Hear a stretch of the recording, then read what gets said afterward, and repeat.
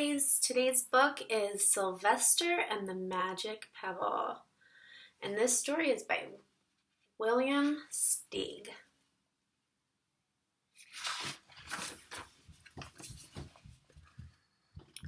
Sylvester Duncan lived with his mother and father at Acorn Road in Oaksdale.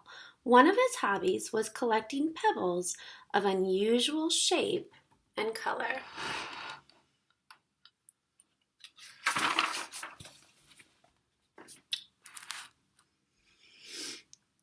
On a rainy Saturday during vacation, he found a quite extraordinary one.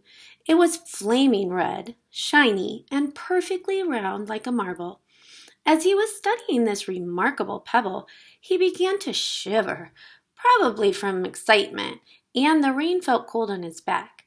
"I wish it would stop raining," he said. To his great surprise, the rain stopped. It didn't stop gradually as rain usually does. It ceased. The drops vanished on the way down. The clouds disappeared, everything was dry, and the sun was shining as if rain had never existed.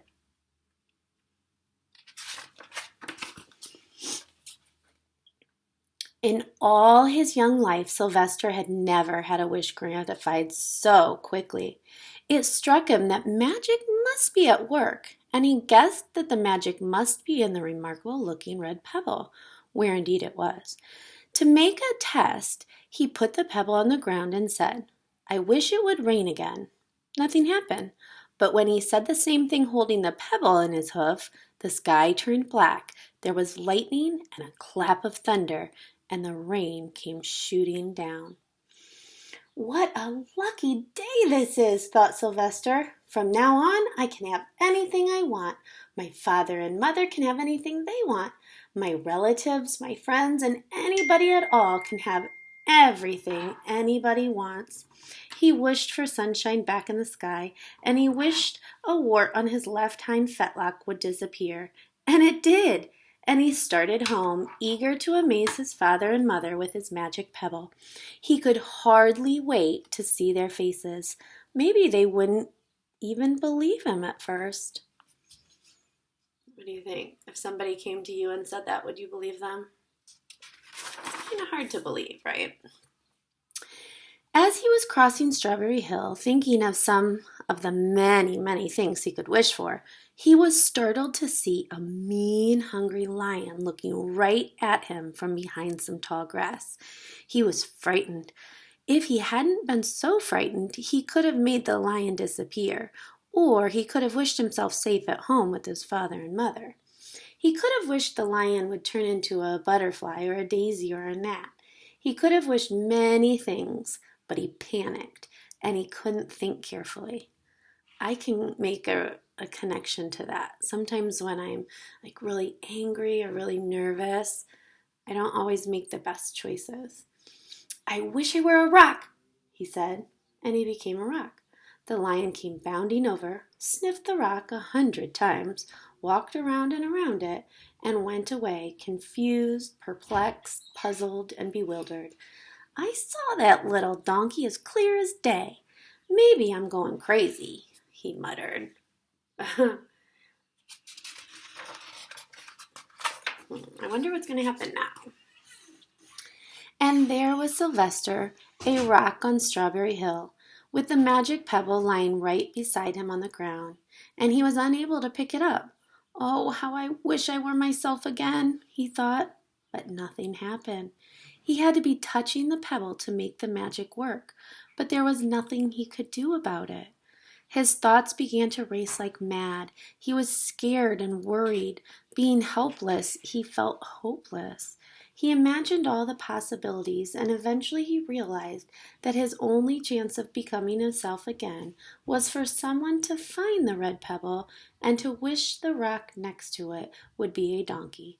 Someone would surely find the red pebble. It was so bright and shiny.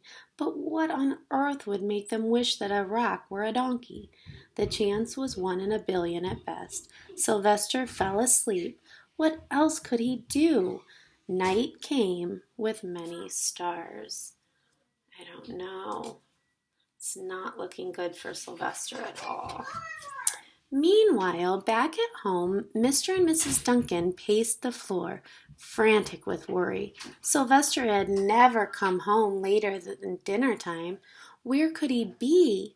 They stayed up all night wondering what had happened, expecting that Sylvester would surely turn up by morning. But he didn't, of course. Mrs. Duncan cried a lot, and Mr. Duncan did his best to soothe her. Both longed to have their dear son with them. "I will never scold Sylvester again as long as I live," said Mrs. Duncan, "no matter what he does." At dawn, they went about inquiring of all the neighbors. That's an interesting word, inquiring. Do you know what that means? It means asking, wondering about. They talked to all the children, the puppies, the kittens, the colts, the piglets. No one had seen Sylvester since the day before yesterday.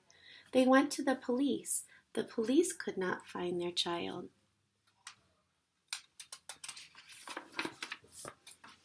All the dogs in Oaksdale were searching for him.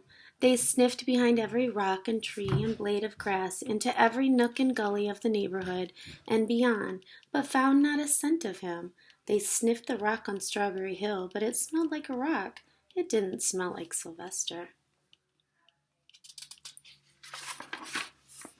After a month of searching the same places over and over again, and inquiring of the same animals over and over again, Mr. and Mrs. Duncan no longer knew what to do. They concluded that something dreadful must have happened, and that they would probably never see their son again, though all the time he was less than a mile away. They tried their best to be happy, to go about their usual ways, but their usual ways included Sylvester, and they were always reminded of him. They were miserable. Life had no meaning for them anymore. Night followed day, and day followed night, over and over again. Sylvester on the hill woke up less and less often. When he was awake, he was only hopeless and unhappy. He felt he would be a rock forever, and he tried to get used to it. He went into an endless sleep. The days grew colder. Fall came with the leaves changing color. Then the leaves fell, and the grass bent to the ground. This part's sad. Then it was winter. The winds blew this way and that. It snowed. Mostly the animals stayed indoors, living on the food they had stored up. One day a wolf sat on the rock that was Sylvester and howled because he was hungry.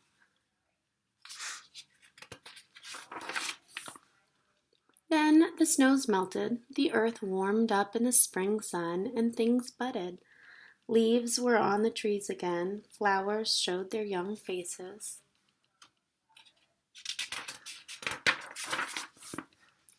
One day in May, Mr. Duncan insisted that his wife go with him on a picnic. "Let's cheer up," he said. "Let us try to live again and be happy, even though Sylvester, our angel, is no longer with us." They went to Strawberry Hill. Oh, does anyone have a prediction? Mrs. Duncan sat down on the rock. The warmth of his own mother sitting on him woke Sylvester up from his deep winter sleep. How he wanted to shout, "Mother, Father, it's me, Sylvester, I'm right here." But he couldn't talk. He had no voice. He was stone dumb. Mr. Duncan walked aimlessly about, while Mrs. Duncan set out the picnic food on the rock: alfalfa sandwiches, pickled oats, sassafras salad, timothy compote. Suddenly, Mr. Duncan saw the red pebble. "What a fantastic pebble!" he exclaimed. "Sylvester would have loved it for his collection." But he put the pebble on the rock. They sat down to eat. Sylvester was now as wide awake as a donkey that was a rock could possibly be. Mrs. Duncan felt some mysterious excitement. "You know, Father," she said suddenly, "I have the strangest feeling that our dear Sylvester is still alive and not far away." I am, Sylvester wanted to shout, but he couldn't. If only he had realized that the pebble resting on his back was the magic pebble. He could have said something. Could have wished himself. Oh, how I wish he were here with us on this lovely May day, said Mrs. Duncan. Mr. Duncan looked sadly at the ground. Don't you wish it too, Father? She said. He looked at her as if to say, how can you ask such a question? Mr. and Mrs. Duncan looked at each other with great sorrow. I wish I were myself again. I wish I were my real self again, thought Sylvester. And in less than an instant, he was. You can imagine the scene that followed. The embraces, the kisses, the questions, the answers, the loving looks, and the fond exclamations. When they had eventually calmed down a bit and had gotten home, Mr. Duncan put the magic pebble in an iron safe. Someday they might want to use it, but really for now, what more could they wish for? They had all they wanted. The end. Good job. So sometimes I know I'm guilty of this too.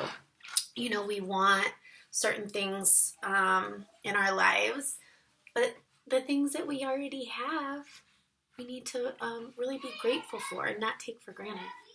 So think about the things that you're thankful for, the things that you already have in your life. All right, see you next time.